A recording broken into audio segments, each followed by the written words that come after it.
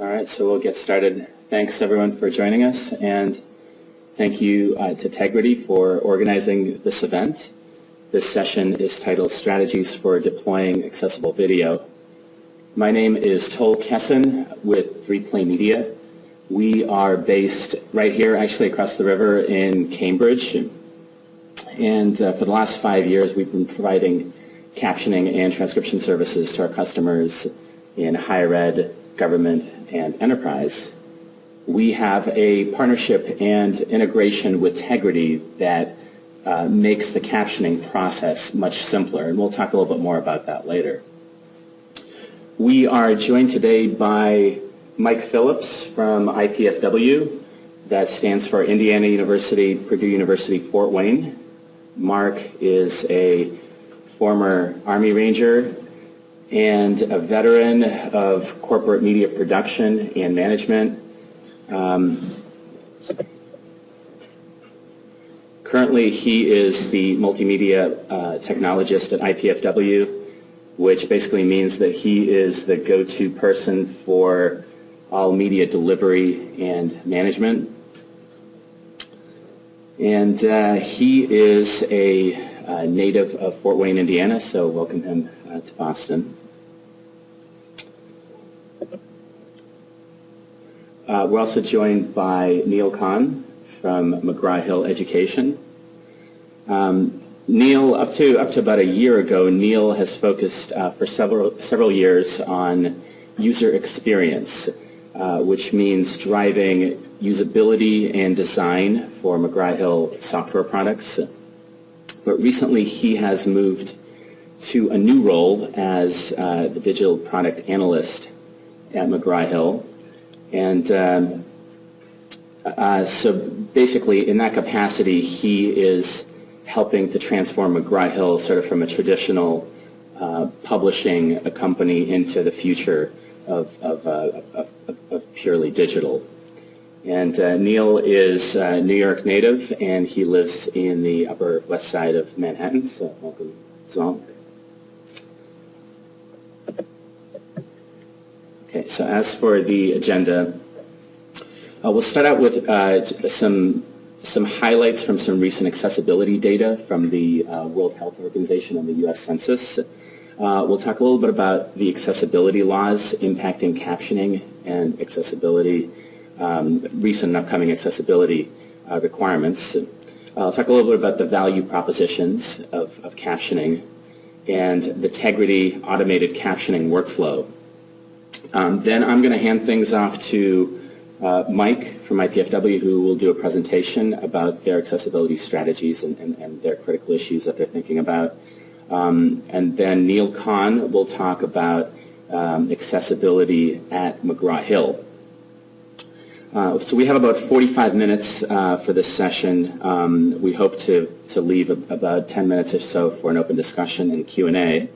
And some of the critical issues that the speakers will touch on as they're talking are accessibility strategy and laws that people are paying attention to, what types of content have the greatest need to be captioned and made accessible, proactive versus reactive approach, prioritization and how budget factors into the equation, and how new technologies have been helpful. So to begin on a very high level, so this is a 2011 report from the World Health Organization. It states that in the world there are 1 billion people that have a disability. On a national level, there are about 56 million people in the U.S. that have a disability. 48 million people, so about 20%, have some hearing loss. So I think I have a quote here from that report that actually, that nearly 1 in 5 Americans aged 12 or older experience hearing loss severe enough to interfere with day-to-day communications. 11% of post-secondary students report having some disability, and there's also been a rise in veterans claiming disabilities. So of the 1.6 million veterans that have sought disability, 177,000 of them claimed a hearing loss. And what's actually really interesting in this report is that it says that all of these numbers have been rapidly on the rise, disproportionate, very disproportionate with the population. It's interesting to sort of look at why disability is on the rise. And there's some quite a few different reasons why that's happening.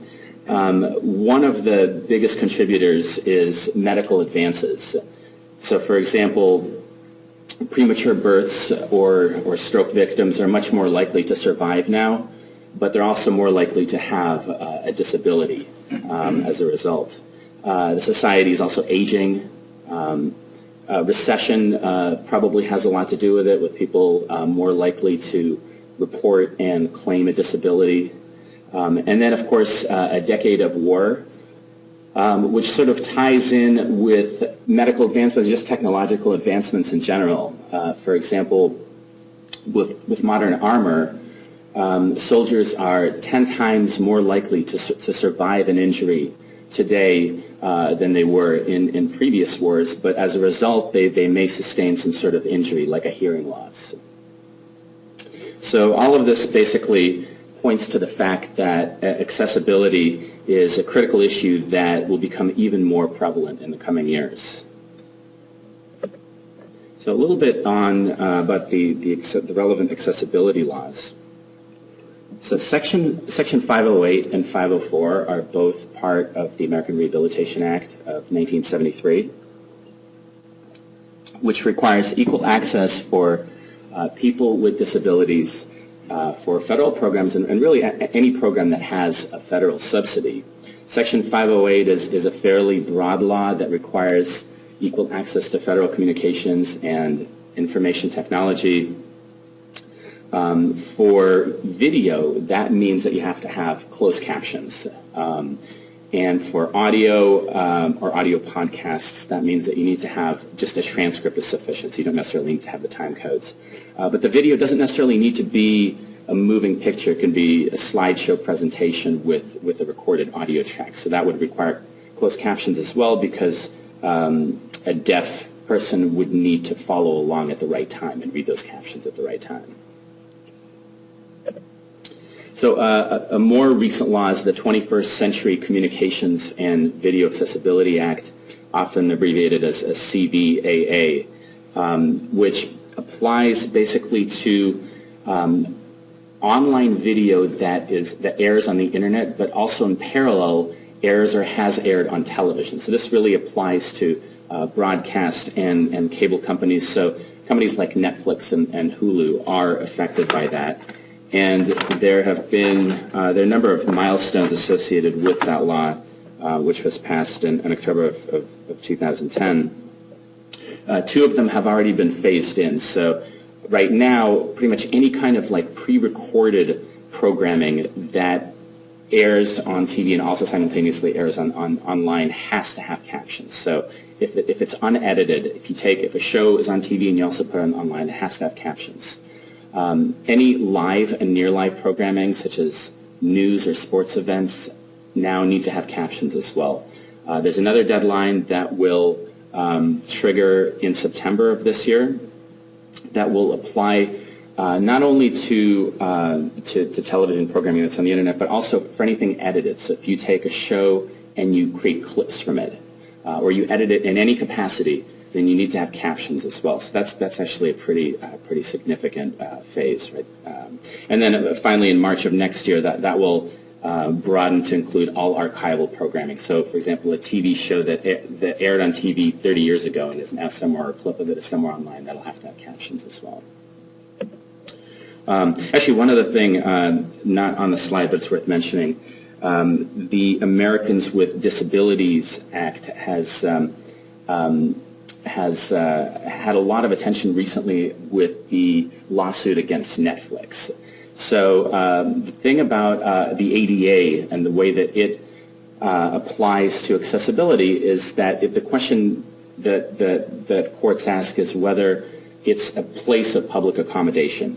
And in the past, what a place of public accommodation has sort of been open to interpretation and has been sort of vague.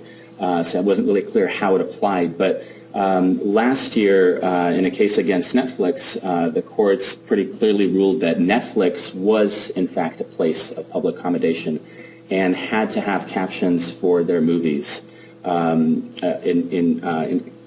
part of the Americans with Disabilities Act. And that actually has pretty profound implications in other areas, including corporate and education. So it's still early. Courts didn't get into the details of what constitutes reasonable accommodation, but it's definitely, things are definitely happening, and we expect to see a lot more in that area there.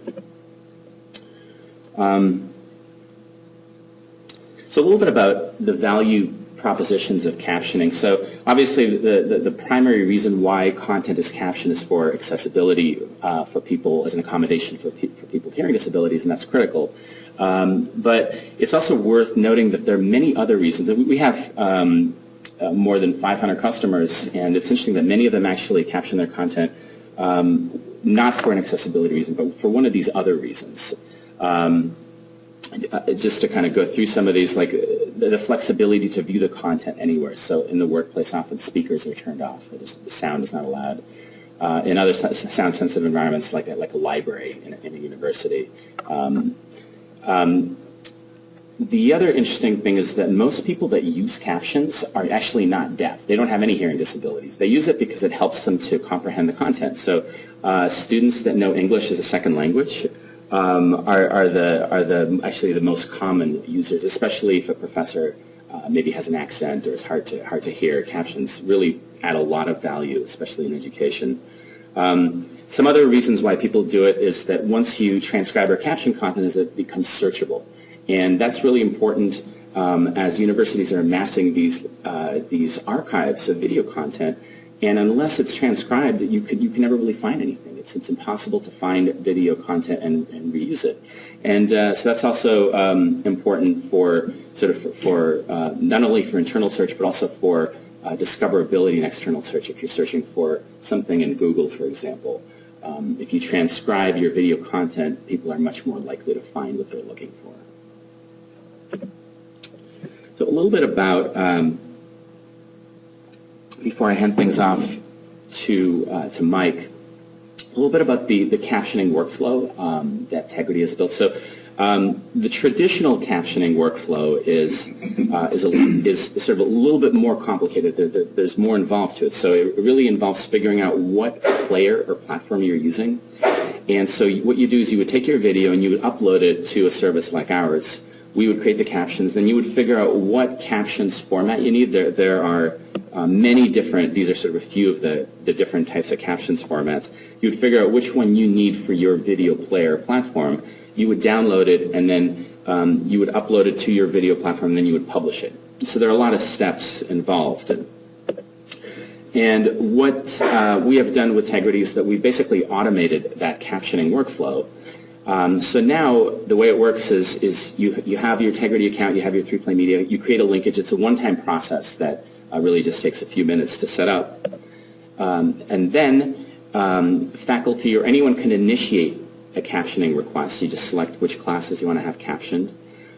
And there's an admin approval step where the admin person has to approve that job. And then that media file is automatically sent to us. We process it and create the captions and send the captions back to Tegrity, and they get reassociated with your media files. And so basically all of this happens behind the scenes. All you really need to do is just select which files you want to have captions. Everything is taken care of on the back end. And then you can monitor the status, the live status, either from Tegrity or from the 3Play Media account system.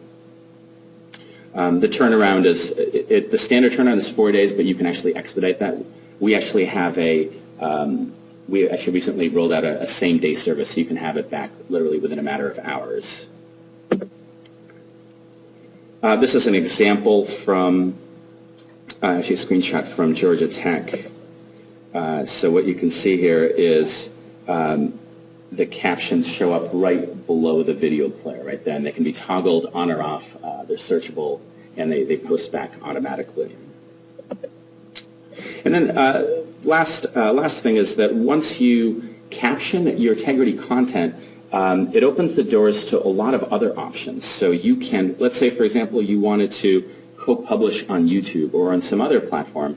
That's very easy to do because in Free Play Media, we actually store all of the captions formats indefinitely in your account. So you can log in, download whatever format is required for YouTube or whatever platform you want to do, and you can use that for co-publishing. You can also install this, what you're looking at here in the bottom left corner. That is an interactive transcript, which makes uses the existing transcript and captions data to make the video searchable, interactive, and more engaging. So it sort of takes that video to the next level using the data that using the work that's already been done. There's actually no additional cost to that. So these are additional options that you can do beyond Tegrity. Okay, so now I will pass things off to Mike from IPFW. Good morning. This year's crowd's a little less than we had last year. Last year this room was standing room only, so you guys are taking the pressure off. This is good. A little bit about IPFW. We are a unique entity in the university system in Indiana. We are an entity of both Indiana University and Purdue University. There is also an IUPUI Indianapolis. The unique part about that is that IU governs IUPUI and Purdue governs IPFW. So my paycheck comes from Purdue. IPFW was founded in 1969. It was an effort of the state legislature to expand both Indiana University and Purdue University to the two largest cities in Indiana. Our students can earn degrees from both Indiana University, Purdue University, or IPFW. And we are the 5th largest campus in the state of Indiana.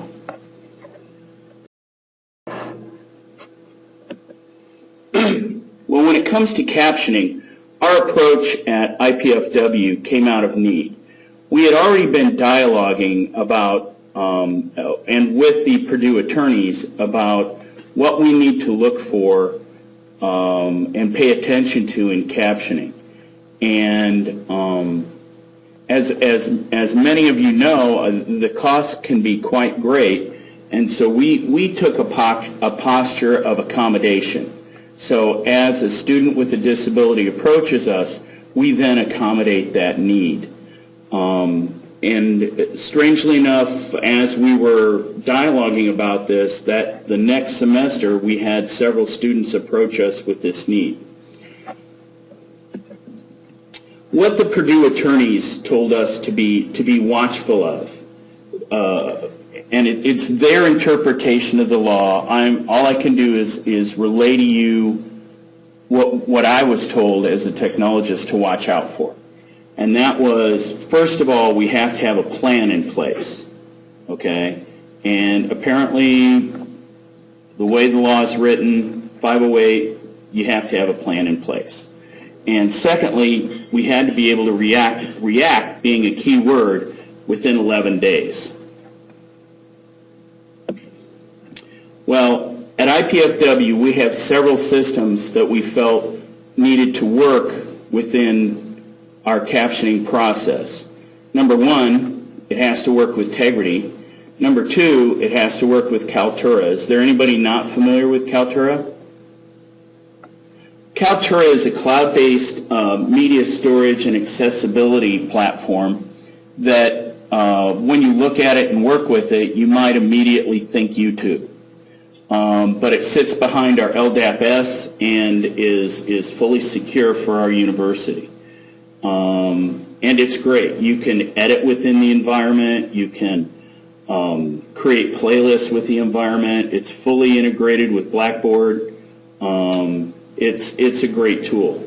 We also have Echo 360 suites, and I'll probably get hit with a lightning bolt since I'm at a Tegrity conference, but nonetheless, we have 10 Echo 360 studios at our campus. There was a time when our campus was very siloed, and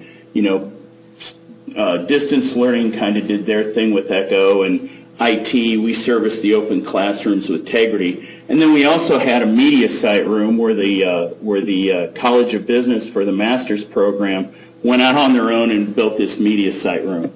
And we've since eliminated the media site room because it just didn't work well for us at all. Well, when you look at closed captioning companies, pretty quickly there are two big players in that industry. One being 3Play Media and the other being AutoSync Technologies. And we sent projects to both companies for evaluation, so we could see how the companies were to work with, how willing they were to accommodate our needs as opposed to just working within their box. And obviously we chose 3Play Media. And we chose 3Play Media for three main reasons: service, support, value. Every time that we challenged them with the project, they not only met but exceeded our expectations each and every time. And they were very willing to work with us when we would challenge them with our budgetary constraints. Our first project with them went flawlessly. This was actually an Echo 360 presentation that was archived that we play back through Kaltura. We brand it and we use a special captioning player, and the really beautiful thing for us is that there's zero latency and virtually it's accurate. It's right on accurate, and we've had nothing but success. So, let's talk about the 800-pound gorilla in the room, the cost, right?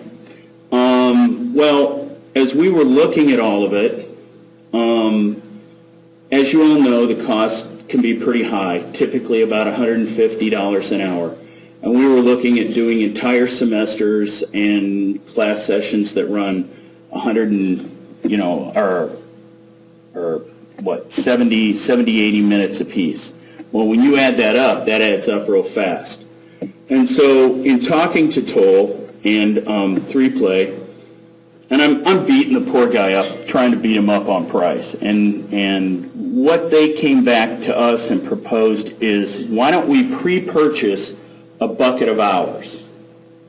And within that bucket of hours, our costs were, we weren't paying rate card, okay? For us, when we stood back and took that 10,000-foot view and then referred back to what the attorneys told us we needed to be cognizant of, it started to fulfill our need to have that plan in place. But it also fulfilled the need for us to accommodate that reaction time. Because I don't know about you at your universities, but part of our process is when we get a ticket in that somebody needs something closed caption, it comes to me. And then I, in turn, send that for approval to the Director of Students of Disabilities. So he's going to give it a thumbs up or a thumbs down. If it's just an instructor wanting to caption for the sake of captioning, it's not going to happen. But if it's a student with a hearing impairment, it's definitely going to happen. So, if Eric's traveling or he's out of the office or he's in meetings, I don't let grass grow under my feet. I start trying to locate that media right away. If it's in Tegrity, if it's in Kaltura, I can find it in minutes. If it's in Echo, that's a different story because we archive a lot of things in Echo over in the library. And then there's also this terrible mess within the Echo servers that it's not a very well managed workflow. So if it's in Echo, I know I'm going to have a challenge finding it. But then what we start doing is we compile that media and we start getting everything in place So when we get that thumbs up from the Director of Students with Disabilities, we fire it off to 3Play Media. It's like Toll says, everything happens in the background, and over the following days, as you're watching your content, things start populating. And that gives you the opportunity as the administrator to go in and start checking things. Well, moreover, with the budgetary constraints, we had to pony up that money for the bucket of hours. And our Vice Chancellor of Academic Affairs ponied up that initial money, and now policy is in place at our university that says if you're teaching a history class and you have a student that needs this accommodation, the bill's coming to you. And then we do a chargeback system against that department to pay the Vice Chancellor's account back when we need to, because we want to replenish his account. The final step is if we find we have time in our bucket of hours left over, then we start looking at video that's on the public side of our website, and then we start captioning that. So that's kind of our plan for use with our bucket of hours. But the bucket puts our plan in place, and it greatly helps us exceed that reaction time. And from the time we get a request, it may be 1 day, it may be 3 days, it may be 4 days before all the work is done. And we're talking about 29 classes, an hour and 20 minutes apiece. And that's a pretty amazing turnaround time. And we owe a lot of that to 3Play Media in helping us come up with this plan. You know, the one thing that I can say about 3Play Media is I have three main vendors, three main go-to vendors that I really count on heavily, and 3Play Media is one of them, because every time we challenge them with a project, it comes off flawlessly. So, and with that, if you have any questions of me, I've left business cards up here. You can grab a business card and give me a shout, and I'd be more than happy to talk to you about any challenges you have at your university. So, and with that, I'm going to pass it off to Neil.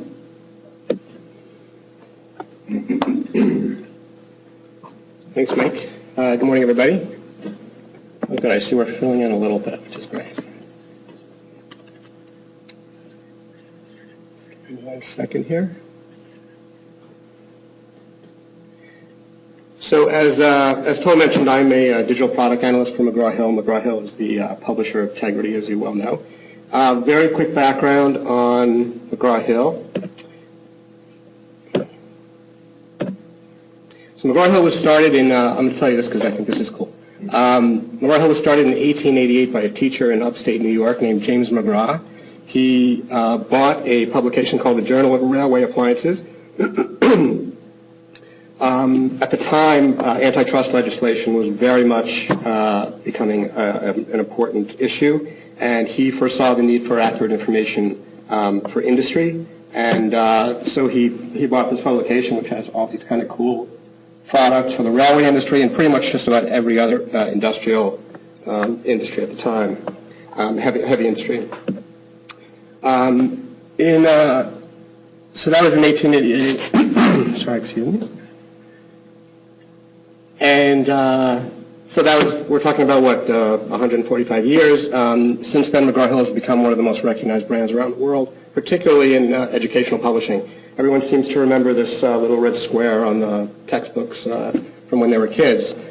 Today, we employ about 6,000 people in 44 countries. We publish in more than 60 languages. And just a few weeks ago, McGraw-Hill actually split into two separate companies. So there are now two companies, McGraw-Hill Financial and McGraw-Hill Education, two entirely separate entities, so that's kind of hot off the presses. So we are now a digital learning company, and we partner with educators and institutions to improve education and results for students and professionals around the world. We're doing this, we're combining more than 100 years of trusted content and pedagogy with technology that's been proven to deliver results. So we're going to talk a little bit about making accessibility making your products accessible. I know you've heard a lot about Tegrity. I'm actually going to talk a little bit about accessibility a little more generally as opposed to specifically about Tegrity. And I want to talk about some of our efforts at MHE to make some of our products more accessible.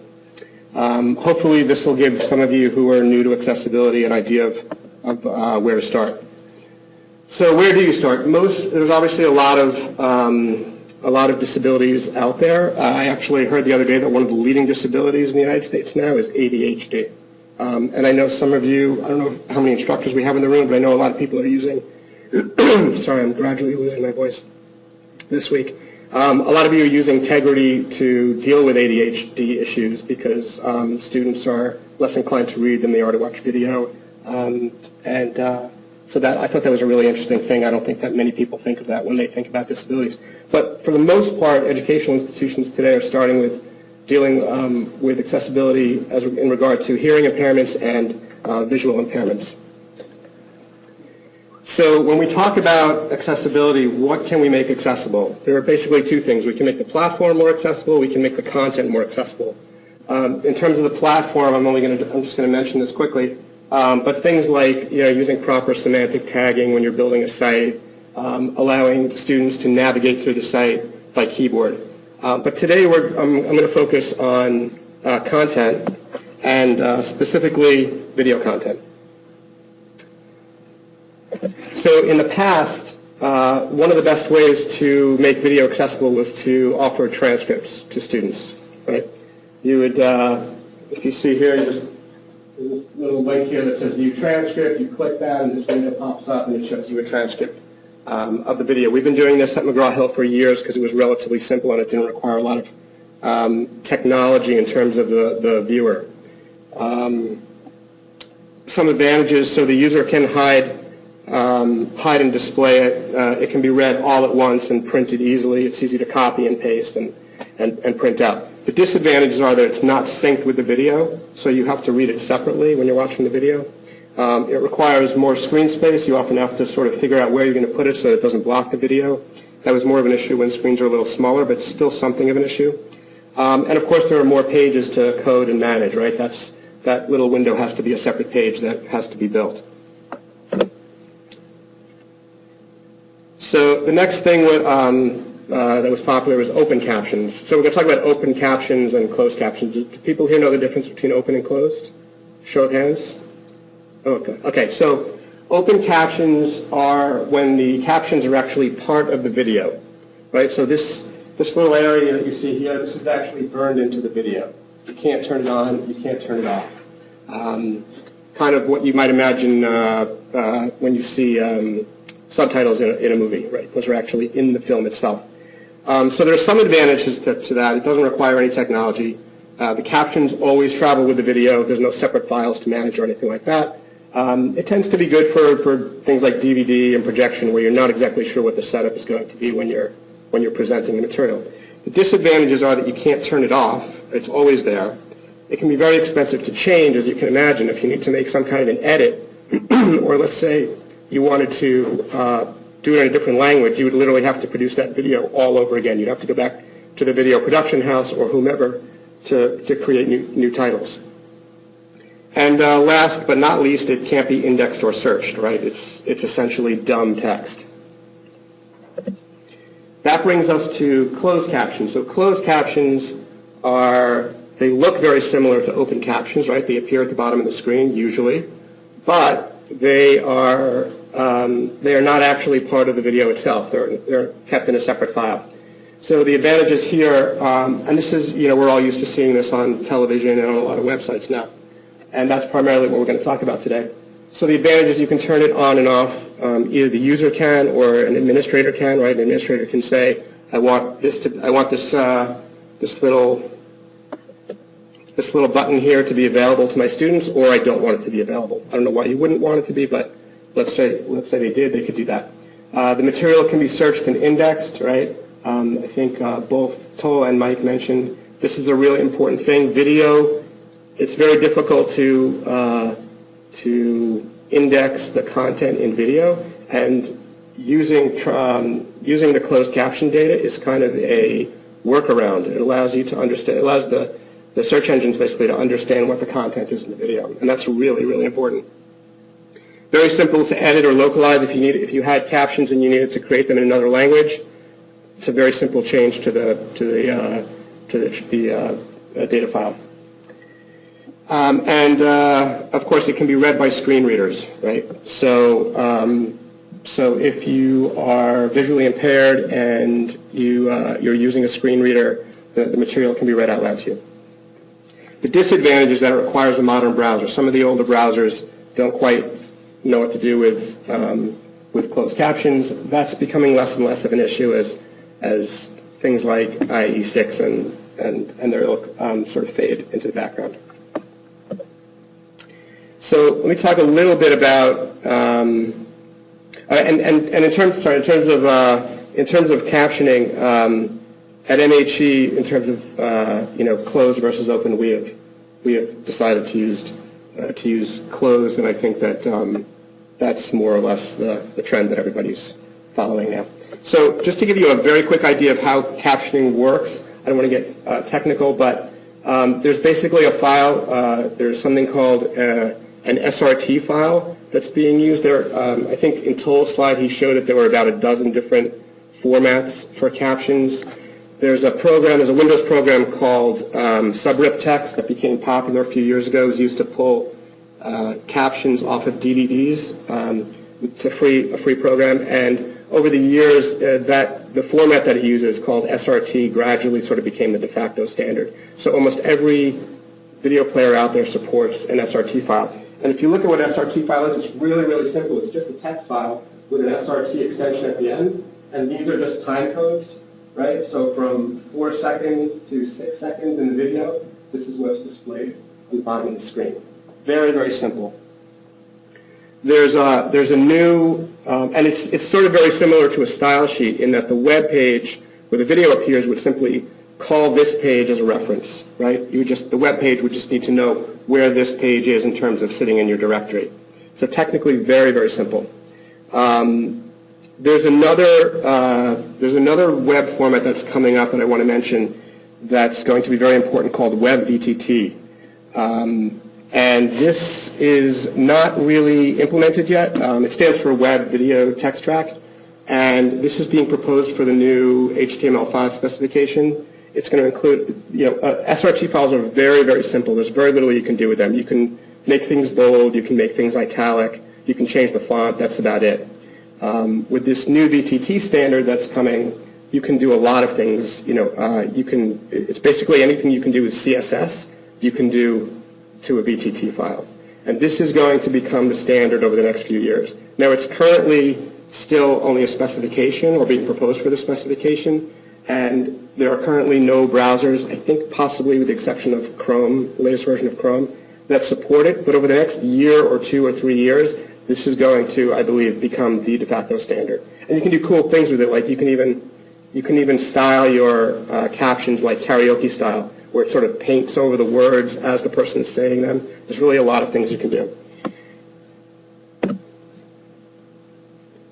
So people often ask me, where do you start when you have content that you need to caption? I'm going to say that you really don't want to spend money more than once. So I always suggest looking at the video that your content teams are creating now. Right, the last thing you want to do is be retrofitting your older content while your content creators are pumping out new stuff that you're then going to have to go back later and spend money on again to retrofit. So the first thing you want to do is draw up guidelines for your content creators so that they can distribute them to your internal teams, external vendors, whoever's creating new content for you. And then after you do that, you can start creating a plan for retrofitting your existing or legacy content. So prioritizing. Obviously, you can't just flip a switch and make all your content accessible. So you have to prioritize. What we're doing right now is we're currently prioritizing on our most popular titles and products, right? That gives us the biggest bang for the buck.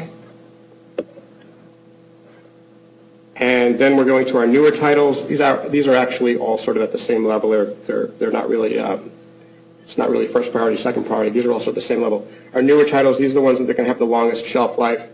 And again, it's easier to make something accessible when you're first creating it rather than going back later. While the content's sort of fresh and everybody's working with it and everybody knows where it is, you should really only be spending that money once. And then finally, requests. Anytime we get a request from an instructor or a student who has a specific need, we'll always make that content accessible and deliver it directly to them so that they can access it. So let me just go give you sort of a quick 9 steps towards making your content accessible. Okay, so the first thing, and this is all based on what we did at McGraw-Hill, sort of the stuff we did right and the stuff we did wrong. This is where we ended up. So the first thing, coordinate your efforts. Establish a steering committee and make sure all the different constituencies in your organization are represented, and have regular meetings. Second, create tiers of compliance. So you want to figure out what, give your teams options, right? You may have different funding options. So when you're meeting, you might want to decide, like, well, here's something. Level 1 is we'll do like sort of light compliance in terms of accessibility, medium compliance, heavy compliance, or full compliance, which would obviously be the most expensive. So when it comes to meeting with management and you have to figure out what's going to get paid for, it's always a good idea to give them some options. Finally, don't reinvent the wheel. Look to industry standards bodies who have already created tiers of compliance and try to model your tiers after theirs. It'll make it much easier. It's also much easier to market. It's much easier to say, we are conforming to, WCAG level 2 compliance, and everyone understands what that means, as opposed to having an entirely homebrewed collection of criteria. And for those of you who, I'll talk a little bit more about does everyone know what the WCAG is? Okay, so this is the Web Content Accessibility Guidelines. This is created by the W3C, who is the main standards body for the web. They're the ones that create the standards for HTML4, HTML5, what everybody else sort of uses. And the Web Content Accessibility Guides, or WCAG, which is right now, you'll see it referred to as WCAG 2.0, which is the latest version, has a full explanation of different levels of compliance. And most organizations that are starting to think about this and work on this are moving more and more towards the WCAG. It's obviously not mandatory. Nobody, I don't believe, yet is legislating that this is the standard that you have to follow, but this is where everybody on the web is going right now. 4, establish a list of a few approved vendors for each category. So, I wrote here transcription, tagging, etc. Tagging is not really relevant to what we're talking about now for video, but certainly in terms of transcription, find yourself a few vendors that you like. 3Play Media, excellent choice. We've been using them. And that'll allow your teams to get competitive bids and have a few options. 5, get your feet wet. Run some pilots. Mike talked a little bit about this. So, once you get your vendors and once you get your plan in place, use these vendors, pick a few pieces of content or topics, and actually do it. And it'll give you a chance to figure out what's involved, who in your organization needs to be involved, who with the vendor. How long is this going to take? How much is it going to cost? How complicated is it? The only way to figure this stuff out is really to do it yourself. 6, confer with management and stakeholders using your pilot and other collected data to lay out a roadmap and funding for your different levels of compliance, right? The 1, 2, 3 that we set up earlier. Kind of self-explanatory. Draft a roadmap and decide when what your milestones are and when you're going to hit them. 8, draft and distribute guidelines to content creators. That's the thing I talked about earlier, right? The first thing you want to do is get to the people who are creating new content. Do a little training with them if necessary. And then finally, get instructions to your team who are retrofitting. So I'll give you 3 tips for technology implementers. I know we have a lot of technology people. here. So just 3 things you should be thinking about. Decide on open or closed captioning. Like I said, at MHE, I think this is more or less a no-brainer. Everyone's going closed caption, so not too much to think about there, but always good to know the difference between the two. Look at HTML5 media players with Flash fallback. This is a huge thing now. So most video in the past was was played using Flash players. Still a lot of it out there is in Flash. Everyone is now moving to HTML5. It's mostly being driven by the fact that iOS, right, iPads and iPhones don't support Flash. They only support HTML5 video. So everyone's getting on the HTML5 bandwagon. There are now media players, and this makes things so much easier. There are now players that will try to play HTML5 video, and if the device doesn't support it, they will automatically play a Flash video. So you have to have both versions of your video file on your server, but this makes it really easy in terms of trying for the optimal and then falling back to the suboptimal. And we've been playing around with JW Player, which is one of the more popular players, and there are a bunch of them out there. You can look them up. And then finally, figure out what captioning format you need. So I mentioned SRT. That's probably what you're going to go with now. That seems to be the sort of de facto standard. But in the future, it looks very strongly like it's going to be VTT, Web VTT. So just keep an eye out on that, and monitor sort of progress. And then finally, I just wanted to put up a few links. So the first one is the U.S. government's Section 508 compliance site. It's section508.gov. Great site, has a ton of really great information. In terms of web accessibility at other educational institutions, you can look at this page specifically on that, the second link. On the 508 site, it gives a list of, a dozen or 24 different schools and other educational organizations that are sort of pushing the envelope, and you can see what they're doing and contact their teams and collaborate a little bit. And then finally, if you want to learn more about the WCAG 2.0 specification, there are 1 million documents out there on the web. A lot of them are really confusing because this is a specification, so it's a very, very big, very, very technical document. Write down this link in particular. This page is probably the easiest one to understand of all the ones I saw, and you can actually turn on and off in the spec different parts of the document, which makes it much easier to read. And that's all for me. Thank you very much. Thanks, Sam. All right, so we are. I know we're a little over on time. Do we have a few minutes for questions, or should we sort of wrap up? Okay, very good. So we're out of time, but we're happy to chat afterwards or outside. But I wanted to thank you all for joining us. I wanted to especially thank Mike and Neil for sharing their knowledge and experiences. And yeah, thank you.